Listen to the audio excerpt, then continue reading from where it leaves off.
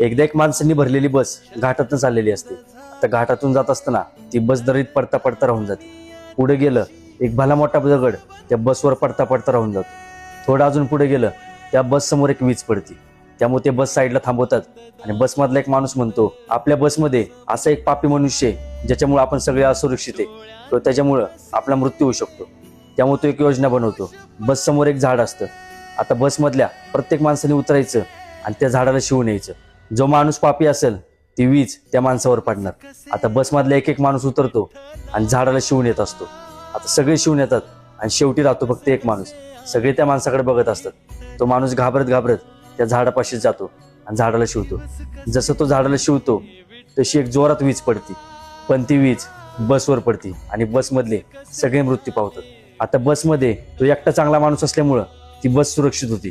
जसा तो बसच्या बाहेर येतो त्या बसवर वीज पडते. यावरून एक समजून घ्या, एखाद्याला पूर्ण ओळखल्याशिवाय त्याच्याबद्दल आपलं वाईट मत कधी देऊ नका. आणि तुम्हाला चुका शोधायच्याच असतील तर त्याची सुरुवात स्वतःपासून करा.